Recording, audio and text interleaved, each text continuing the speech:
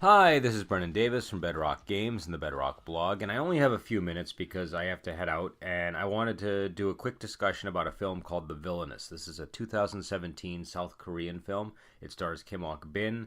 I'm not that familiar with Korean movies. I used to watch them, but I haven't seen them in some time, so I'm a little bit out of the loop in terms of what where this fits in the overall scheme of things. My wife loves Korean movies and she loves Korean dramas and things like that. So through her, I know a little bit about it, but I'm sort of going into this movie with probably a naive viewpoint because I don't know that much about many of the other Korean films that have come out recently, and so I don't know how spectacular this one is in comparison to those.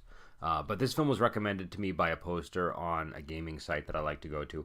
I won't mention the person's name because I don't have the permission to do so here, but I'm sure they wouldn't mind, but I'd prefer to get permission for that sort of thing. I do want to say before I get into my review, I do have a chest cold, and I apologize if my voice sounds off and if I have to catch my breath a little bit. But I'm not feeling so great, so I may meander more during this review than in other ones. But I enjoyed the film. Again, it's called The Villainous, 2017 South Korean film. It's billed as an action movie, and it definitely opens with heavy action. There's action throughout, but there's also a lot of drama and character development. So much so that midway through, I kind of forgot I was watching an action movie. And that's not a complaint. I thought that it worked really well. I was when the action scenes, popped up again. I was fully invested because I cared about all of the characters. And I don't want to give away any of the plot details because this is the kind of movie where the plot elements are a series of reveals through flashbacks and revelations, and I think that it would really destroy people's experience of the movie if I were to do that. So what I will say is, whenever there was a moving moment in the film because somebody was in peril or injured or worse, I cared about the character because it had spent so much time developing them. And the film opens up with a really over the top action scene that begins in the style of a first person shooter. And I have to be honest, when this first started, I sort of had a sinking feeling, and I was thinking, oh no, I number one, I don't really play many video games, but also, I mean, I find it very hit or miss when movies try to emulate video game aesthetics. And this was very much in the first person shooter style, and it kind of pulled me out a little bit. But then at a certain point in that sequence, the main character, or the character who we're following at the time, smashes her head against a mirror, and then she gets pulled out of the first person shooter. And we sort of get a much broader viewpoint of what's going on. I quite liked that transition.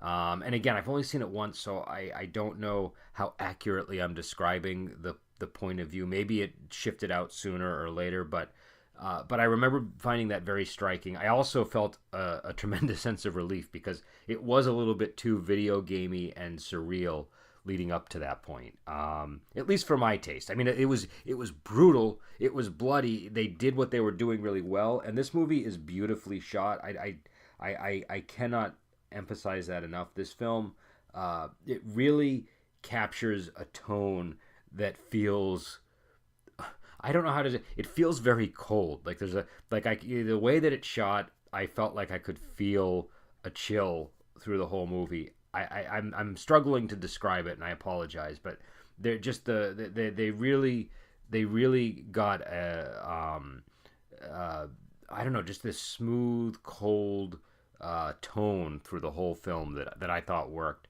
But anyways, it opens with this action sequence, and then the character gets arrested and then recruited into some kind of, I think, some sort of police or military program. I'm not entirely sure exactly what it is.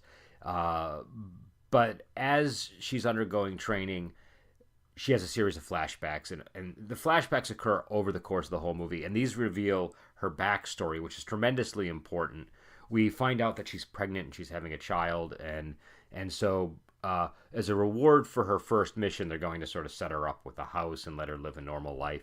And the agreement is after 10 years, she'll be able to she'll be presumably she'll be free and she can just go live a life like anybody else.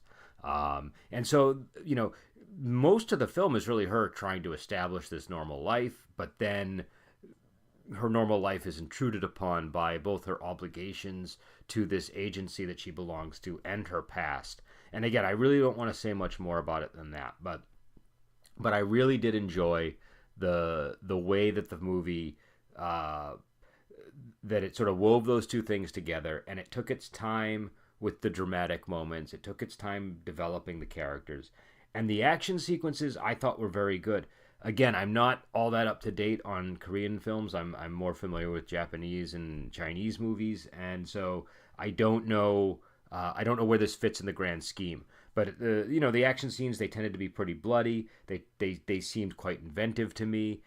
They also felt very visceral, and again, this is the kind of movie. Even though some of the action scenes are done in an over the top manner, I felt like the over the top portions of the action sequences were kind of meant to contrast with some of the more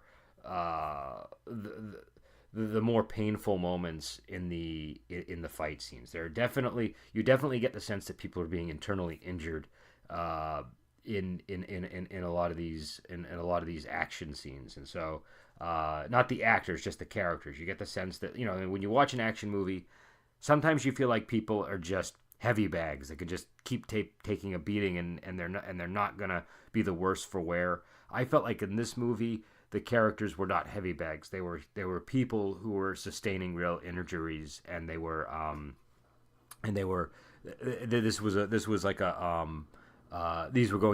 these fights were having lasting consequences on them. And you do see that also in the form of the scars that people carry with them, the way that these encounters affect their personality. And again, I think it's very striking to go from this opening that it almost reminded me a little bit of Shoot 'em Up. Not quite that ridiculous, but it seemed to be going for that vibe. I felt like I was in a first-person shooter, and to kind of go from that to stuff that felt a lot more grounded in real human drama was I thought pretty impressive. And so I was number one. It's the movie is a little over 2 hours. I think I got it on Blu-ray, and mine was like just under 2 hours. And when I looked up the times, I was getting conflicting information. So I don't know if I have a shorter version or a longer version. But generally speaking, I most of the action movies I see will tend to be an hour and a half. And so at 2 hours, I was definitely wary going in, because I didn't know if I was going to be in for 2 hours of something that was going to bore me. And so I was pleasantly surprised by this film, and I was also surprised at how much I enjoyed the moments that weren't that action heavy. I do tend to be more interested in the action, more interested in like just kinetic movement across the screen and things like that. And occasionally I like slower movies, but when it comes to films like this, I'm generally more in for the action, and this one really held my interest during the drama and the character development, and it almost sort of veered into sort of romantic territory with in that respect. Again, I don't want to spoil anything, so I won't say any more about that. But there are moments when it felt like a romantic film, and I was invested, and then all that stuff really paid off in the climax of the movie. So yeah, I was pleased with this one. I'll definitely be watching it again. It's the kind of movie where I have a lot of questions after watching it. A lot of the plot I feel like I caught, but I kind of want to go back and double check a couple of things and pay more attention to some other things. But I thought this was a cool movie, And the only complaint I have is there was an awful lot of CG in this film, I think, but I was having trouble distinguishing what was CG and what wasn't. I just knew that CG was present during certain scenes, and I was also not sure why. Like, I like if I can detect CG, I usually like to know why it's there. Like if it's like a monster that they need to do, or if they're dangling over a cliff and they don't want the actors to actually be over a cliff. There's a scene in a bus in the end, and the scene's really good, but the thing that kept distracting me about the scene was it kept looking like there was CG, and that some of the exterior shots were CG and some of and I just couldn't understand why they didn't ground it in like an actual bus carriage of some kind. The CG stuff sometimes is sort of the thing that'll pull me out of a movie if it's too ethereal, or if it's just disrupting the reality of things. But maybe they were just doing it for aesthetic purposes. I don't know. And it was mainly in moments like that I noticed it, that I was a little bit annoyed, but it wasn't that big of a deal, to be honest. And the action scene that was unfolding as this was going on was totally fine. So I didn't really have any significant complaint there. It just was something I was a little puzzled by, and I also found that it was a little bit disruptive, and that they probably, I think what they maybe were doing was they were trying to sort of, in a way, it's wrong terminology, but green screen the bus so that the actors could be safe, essentially. And I almost would have preferred that they just didn't go so crazy with all the stuff that was going on outside of the bus, and keep it in an interior shot so that I could see things clearly. But again, there was a lot of wild stuff happening. So, and there's a really massive surprise during this scene that I was not expecting. There's somebody chooses a tactic that is incredibly effective, but reckless, and it was a pretty cool moment. So again, the movie's called The Villainess. I'm still wondering about the title. I'm having trouble finding. I'll probably pronounce this wrong, but in Korean I think it's Akneo, and it's I don't know what that means, so I don't know if that also means villainous. But the whole movie, I'm wondering who is the villainous exactly, and I think I have an idea of what they meant by that. But again, it could just be the title they chose for the English release. So I don't know. I would like to find out more about the title. And yeah, it's definitely an interesting movie. It's a little bit longer. I mean, it's a little bit on the long side, I think, and it definitely takes its time with its dramatic moments. So just be aware of that going in. And yeah, so I definitely enjoyed myself, and it was not a purchase that I regretted at all. So and it wasn't that expensive either. So it's available on Blu-ray, and the Blu-ray I got is, let's see who does it here. It's a Well-Go Blu-ray. And the good thing about it is it comes with the Blu-ray and a DVD, which I tend to like. Number one, you have two copies, but number two, I just like knowing that I can play it on either type of device. So yeah, so I'm gonna let you go because again, I have a chest cold and I really need to head out.